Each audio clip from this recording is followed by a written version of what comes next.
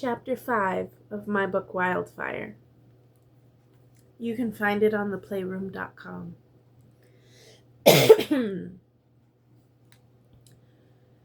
Rain's point of view. He's staring at you, Rain. Wynne keeps her voice as low as possible and leans into me to say the shiver-inducing words. But they still feel as though she shouted them loudly enough for the entire ballroom to hear them. I know that she means well in telling me, that she hopes to make me feel a little more worthy of being here, but I can't help but feel like, no, he is not. I keep my voice low as I answer her, but I do not actually have the fortitude to look up and confirm her statement. With the holes being burned into me from the front of the room, I can almost confirm without needing to look up, though I know that the eyes I feel watching me could belong to anyone. More than one man in here is probably ready to throttle me for having the nerve to stand in the same line as his children. Not that my own father would notice. He's too busy playing the part of our proud papa, his smile truly genuine when he catches my eye, happy that I found the courage to walk down the long staircase with my sisters upon his and Mama's insistence. I'm glad that I've made them happy, but they've gotten to see all of their children lined up before King Zhang and Prince Imris, representing the Cloud family in front of all the other noble branch families. But I cannot help but worry that something I may do or cause may ruin the evening that is crafting their tender memory. I know that they both hope to cherish it so much. The worry causes me to look down at the beautifully plated roasted duck in the middle of our table, and then to my woefully empty plate, my stomach too tied in knots for me to even imagine tasting it or any of the other dishes that had been laid out, the same on every table except for that of the Crowns, which, judging by the number of times I've watched different sets of feet walk up to their table, has more of a variety, though I haven't had the privilege of being able to look up long enough to actually see it. I'm too afraid of catching his eye, or worse, the eye of someone else while glancing in their direction who might interpret the passing gaze as something more than it is. Imris's point of view. He's not eating. Why do you think that is? The more I watch the curious runt in our midst, the more I find myself unable to tear away my eyes from him, whatever internal struggle preventing him from enjoying the feast of our kitchen, so carefully prepared, causing the most perplexed expression to settle itself on his soft face. Maybe because he knows the food was never meant for the likes of him to taste. Now leave him be and stop staring at him. My father lets his sentence in a hiss as he follows my line of sight for the umpteenth time tonight, ever frustrated with me over the choices I make in life. Though, I have to say, I do not understand why he can be vexed with me over this choice. Rain is beautiful, and in his seat, and he seems so gentle with the way he shifts himself carefully back and forth in his seat, seemingly aware of the world around him, but calm in his understanding of it. He has an allure that I cannot quite name, but also cannot get enough of.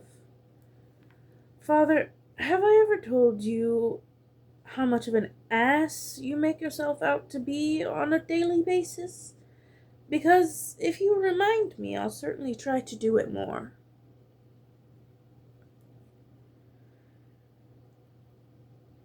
The words slip from my lips in the fondest form of confrontation between family members, a ragged remark about his lack of generosity thinly veiled with a tone that suggests my question as nothing more than a joke at his expense. Don't be clever, Imris.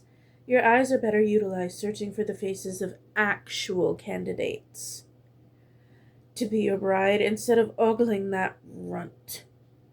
The words are meant to be harsh, their bite not unfelt as he insults the stunning beauty seated entirely too far away from me. Father, I am peering at the face of an actual candidate. I think I may have actually settled on my choice. The words leave my mouth are genuine, a true fondness pulling me in the direction of the timid rain cloud,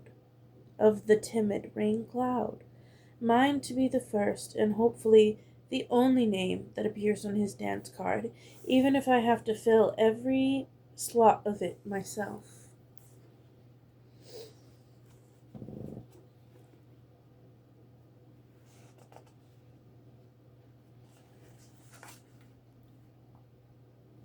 Rain. It takes entirely too long for everyone to finish eating.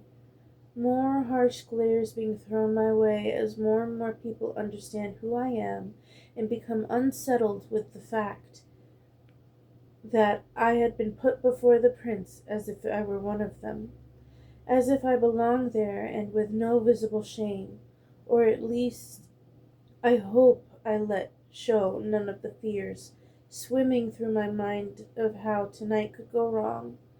By the time forks have been set down and the chatter is at its height, the small instrumental quartet that had made themselves scarce during the meal make themselves known by striking up a soft melody that grows into a slowly fast-paced tune as people begin to pair off and take their turns spinning around the dance floor, dance cards being pulled from the place settings along with the sharpened sticks of charcoal to be used in marking them. I do not bother with mine. There is no point in pretending any more than I already have tonight that I should be here when we all know I should not.